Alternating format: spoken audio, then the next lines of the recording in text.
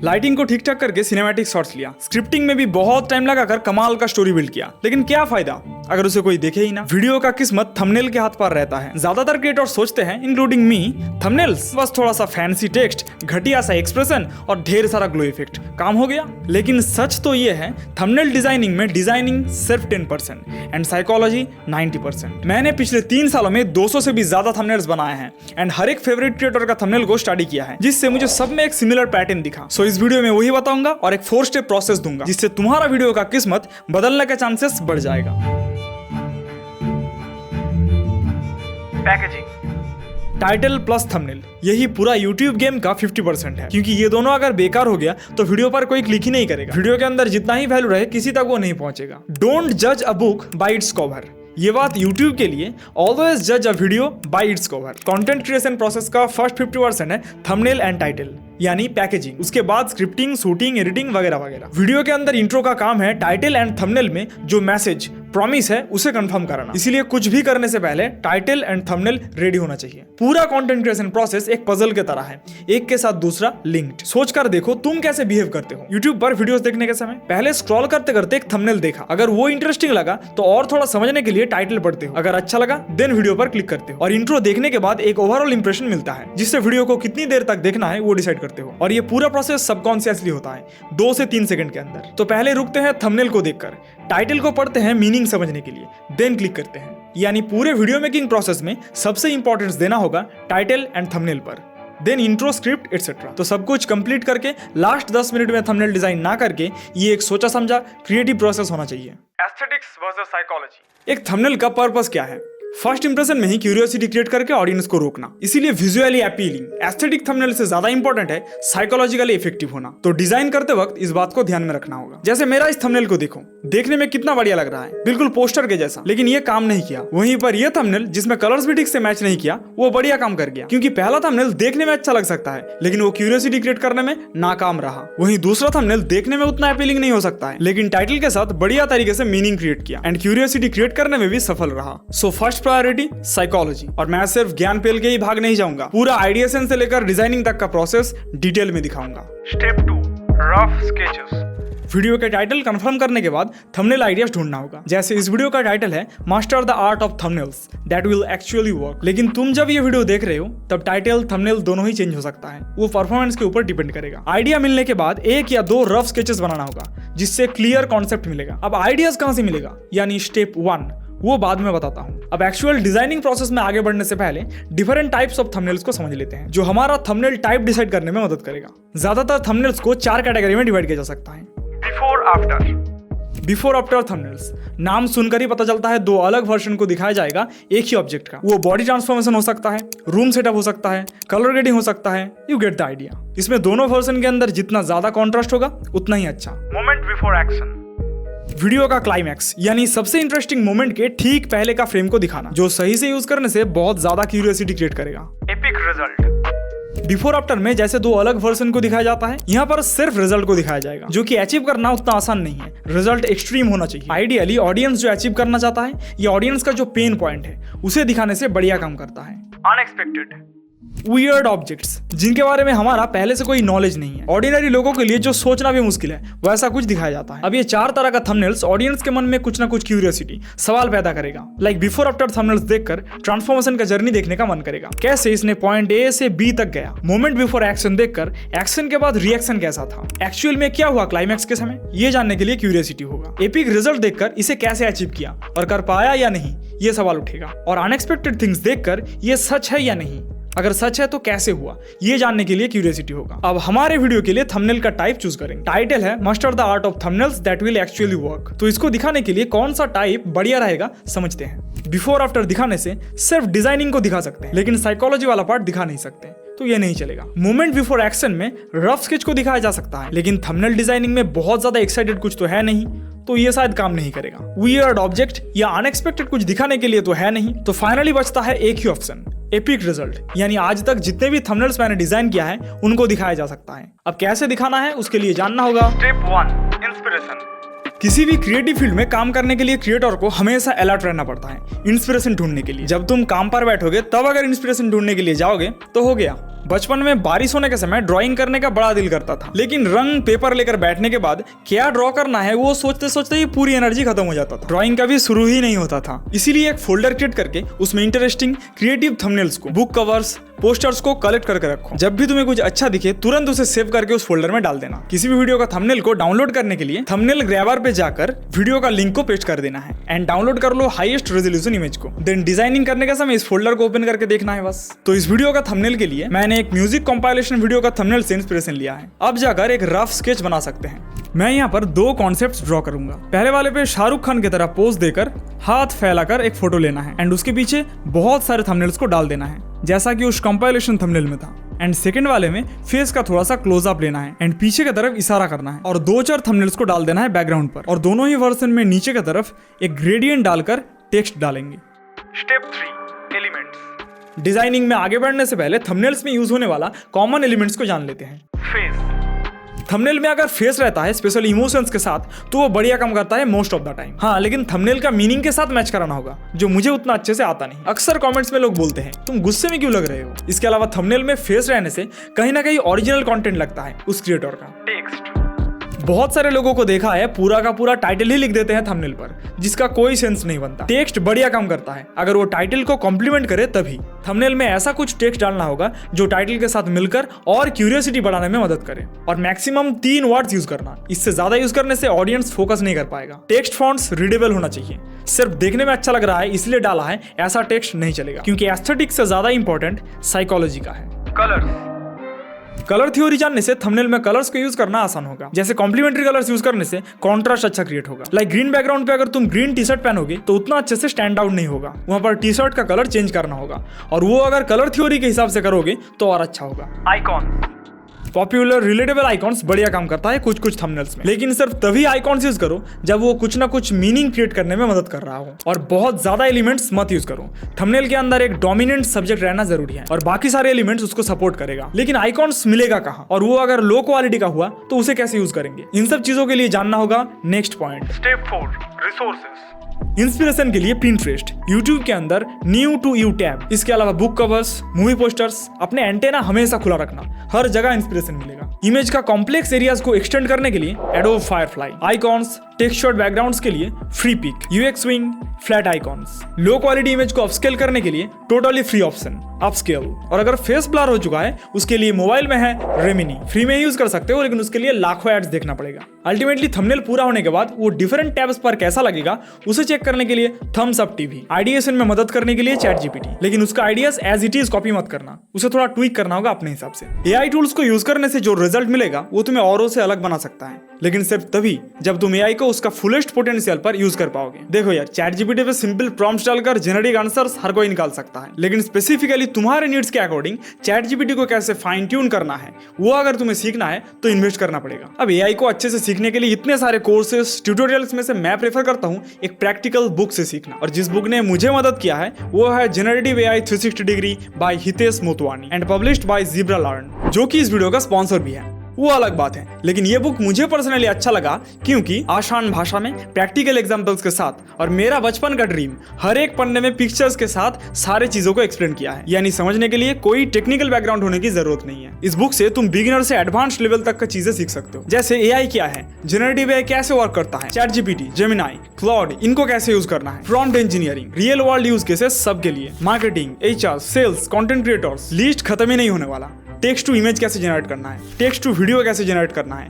लेकिन इन सब में से मेरा 2 फेवरेट चैप्टर्स हैं, advanced prompt engineering techniques from page 142 जो कि एक चीट कोड की तरह है, and fine tuning of ChatGPT जो पेज 178 से शुरू होता है। ये है असली मैजिक। इसे जानने के बाद तुम्हें वो जेनेरिक आंसर्स नहीं मिलेगा, जो भी रिजल्ट्स मिलेगा वो तुम्हारे नीड्स के हिसाब से ऑप्टिमाइज्ड होगा। और आखिर में ये बुक सबसे अलग है क्योंकि तुम्हें 25 एआई टूल्स का एक टूल किट मिलेगा, लिटरली हर एक काम के लिए। तो एआई को सीखने के लिए इससे अच्छा इन्वेस्टमेंट और क्या हो सकता है। एक फिजिकल बुक जिसे तुम जब चाहो खोल कर देख सकते हो, फील कर सकते हो, और डिस्क्रिप्शन के लिंक से परचेस करने के समय NEW20 कूपन कोड यूज करने से तुम्हें 20% ऑफ मिल जाएगा। अब और इंतजार नहीं, सबर का फल थंबनेल होता है। अरे मीठा होता है वो। हाँ, लेकिन यहाँ पर तो थंबनेल ही है। अब एक्चुअल डिजाइनिंग प्रोसेस, लेकिन उससे पहले बता दूं मैं फोटोशॉप में बिल्कुल भी एक्सपर्ट नहीं। मेरे थंबनेल्स बनाने के लिए जिन टूल्स का जरूरत पड़ता है उन्हें ही सिखाया थोड़ा बहुत मैंने। डिजाइनिंग प्रोसेस, फोटोशॉप के अंदर इमेज को इंपोर्ट करने के बाद रीनेम कर लेंगे लेयर को, मेन सब्जेक्ट। अब इसका एक कॉपी क्रिएट करेंगे कंट्रोल जे दबाकर। कॉपी लेयर का विजिबिलिटी ऑफ करके लॉक कर देंगे। ये सेफ्टी पर्पस के लिए है। ओरिजिनल फोटो का कॉपी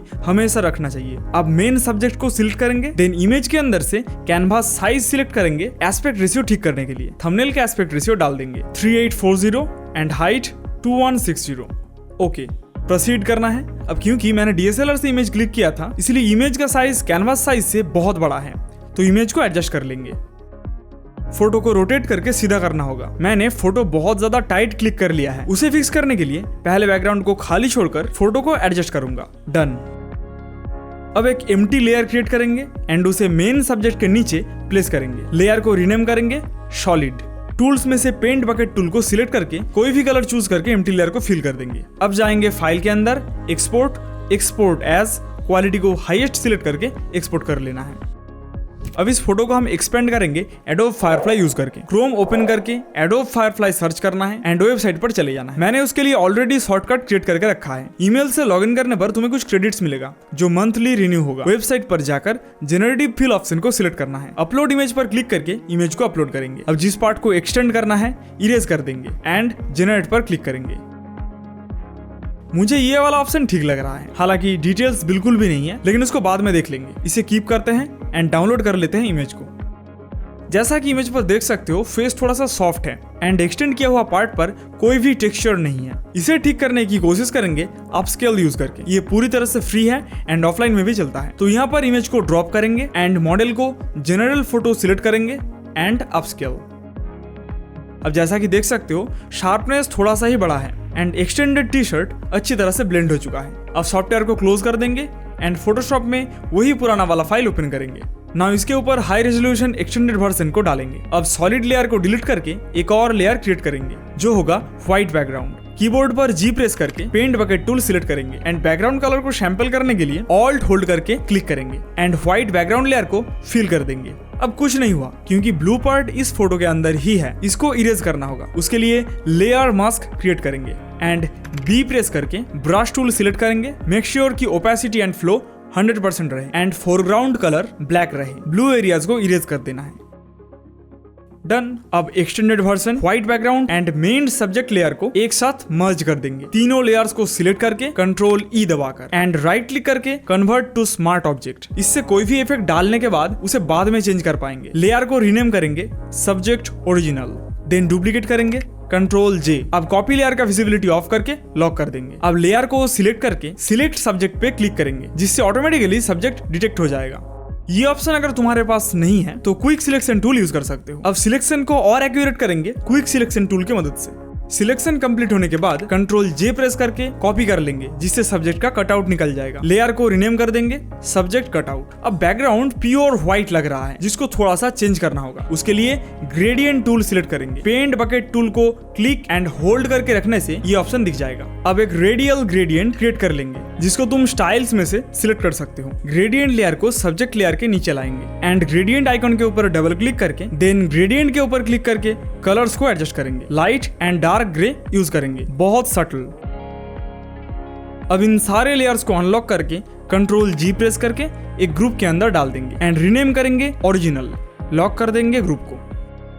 अब टी शर्ट का कलर बहुत लाइट है इसलिए बैकग्राउंड पर उतना ज्यादा स्टैंड आउट नहीं कर रहा, तो टी शर्ट का कलर को चेंज करेंगे। उसके लिए पहले सब्जेक्ट कटआउट लेयर को कॉपी करेंगे कंट्रोल J दबाकर, देन W प्रेस करके क्विक सिलेक्शन टूल पे स्विच करेंगे एंड सिर्फ टी शर्ट को सिलेक्ट कर लेंगे। सिलेक्शन अगर बाहर चला जाता है तो ऑल्ट होल्ड करके रखने से सिलेक्शन को रिमूव किया जा सकता है। अब लेयर मास्क क्रिएट करेंगे, देन उसी लेयर को डुप्लीकेट करेंगे एंड नीचे का लेयर को सिलेक्ट करके इस आइकॉन से एक सॉलिड कलर सिलेक्ट करना है एंड कोई भी एक कलर सिलेक्ट करके ओके कर देना है। इस कलर को हम बाद में चेंज कर सकते हैं। अब कलर फिल लेयर के ऊपर राइट क्लिक करके क्रिएट क्लिपिंग मास्क सिलेक्ट करना है एंड उसी फिल लेयर का ब्लेंड मोड को मल्टीप्लाई सिलेक्ट करना है। अब ऊपर वाले लेयर का ब्लेंड मोड को भी मल्टीप्लाई करना है। डन। अब कलर को अपने हिसाब से एडजस्ट करने के लिए कलर के ऊपर डबल क्लिक करना है और यहाँ से डार्क ब्लू को चूज करेंगे जो कि बैकग्राउंड के साथ बढ़िया कॉन्ट्रास्ट क्रिएट करने में हेल्प करेगा। अब इन सारे लेयर्स को सिलेक्ट करके एक ग्रुप के अंदर डाल देंगे एंड रीनेम करेंगे सब्जेक्ट। अब थोड़ा मेकअप करना है, फेस को टी शर्ट को क्लीन करना है। उसके लिए क्रिएट कर लेंगे एक न्यू लेयर एंड रीनेम करेंगे रिमूव। अब सिलेक्ट कर लेंगे रिमूव टूल को एंड इस लेयर को सिलेक्ट करके पेंट करेंगे जहां जहां फिक्स करना है। जैसे यहाँ पर थोड़ा सा रिंकल है, यहाँ पर एक वायर का शैडो है। फेस में से पिंपल्स को भी रिमूव कर देंगे। अब इस लेयर को सब्जेक्ट ग्रुप के अंदर डाल देंगे।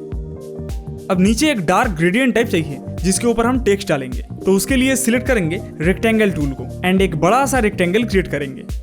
फिल के ऊपर क्लिक करके कलर को चेंज करेंगे, थोड़ा सा डार्क ब्लू टाइप का कलर ही रखेंगे। रेक्टेंगल लेयर के ऊपर राइट क्लिक करके convert to smart object, then filter में से ब्लर, गॉसियन ब्लर। रेडियस को बहुत ज्यादा रखेंगे, 150 ठीक रहेगा। ग्रेडियंट को एडजस्ट करके सब्जेक्ट लेयर को और थोड़ा सा ऊपर की तरफ रख सकते हैं क्योंकि ग्रेडियंट की वजह से नीचे वाला पार्ट हाइड हो रहा है। अब एक एक करके सारे थंबनेल्स को लाएंगे बैकग्राउंड पर डालने के लिए।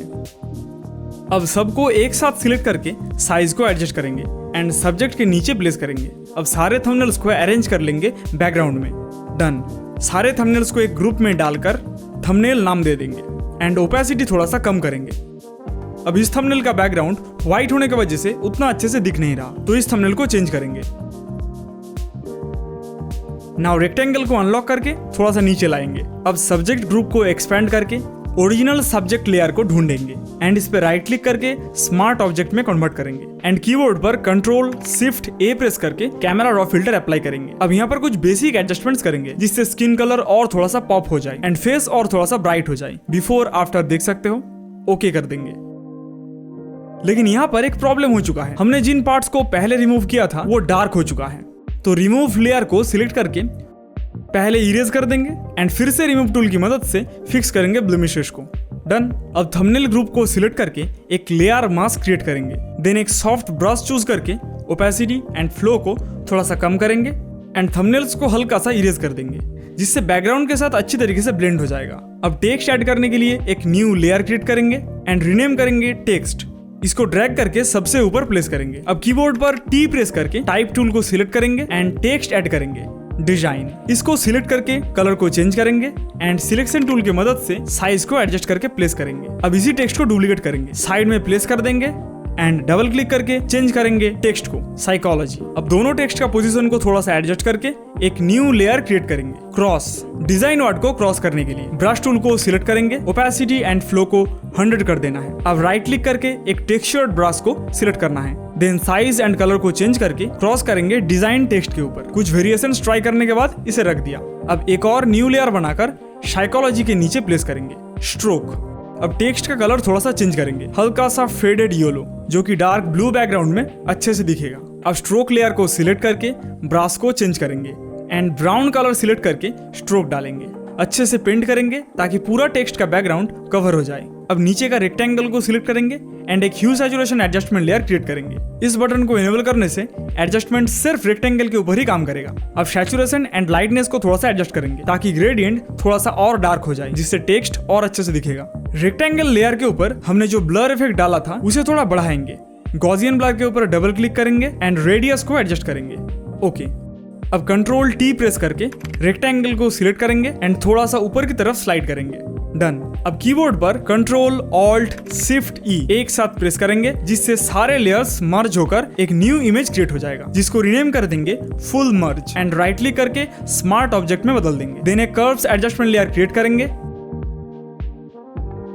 एंड इस व्हाइट बॉक्स को सिलेक्ट करके Ctrl+I प्रेस करेंगे जिससे एडजस्टमेंट इन्वर्ट हो जाएगा। देन एक सॉफ्ट ब्रश सिलेक्ट करेंगे एंड X दबाकर फोरग्राउंड कलर को व्हाइट करेंगे।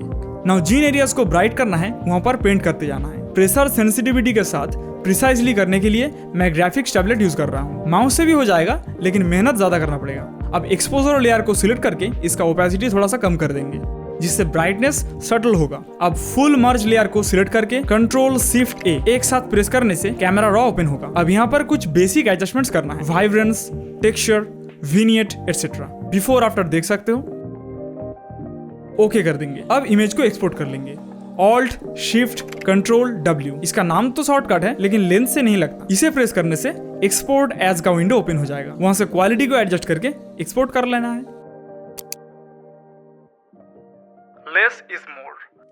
आखिर में एक बात हमेशा याद रखना, कभी कभी अच्छे स्टोरी कम चीजें यूज करके भी बताया जा सकता है और कोशिश भी यही रखना होगा जितने कम टेक्स्ट एलिमेंट यूज करके थंबनेल को क्रिएट किया जाए। और उसका सबसे अच्छा एग्जांपल है ये वाला थंबनेल, जिसके लिए मैंने अलग से फोटो तक क्लिक नहीं किया था, वीडियो का ही एक स्टिल फ्रेम यूज करके क्रिएट किया था। इसके पीछे का मकसद था मेरा फोन का 3 कैमरा से, जिसको मैंने थर्ड आई बोल के डिस्क्राइब किया है वीडियो में, the third I.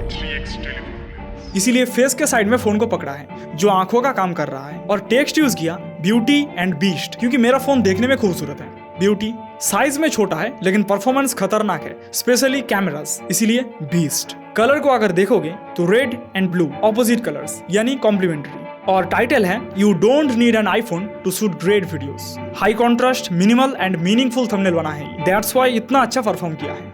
Bonus tip, her thumbnail के लिए जितने भी पोजेस क्लिक करोगे उन सबको एक फोल्डर में स्टोर करके रखो रीयूज करने के लिए। थंबनेल बस डिजाइन नहीं है, ये तुम्हारा पहला मौका है किसी के स्क्रीन पर रुकने का, तो इसे कभी भी लास्ट मिनट का काम मत समझना। और तुम्हारा एडिटिंग हर दूसरा बंदे के जैसा क्यों लग रहा है और उसे कैसे फिक्स करना है वो जानने के लिए इस वीडियो को जरूर देखना। जनरेटिव AI 360 डिग्री बुक को चेकआउट करना मत भूलना। जल्दी मिलूंगा अगली वीडियो पर, तब तक के लिए बाय।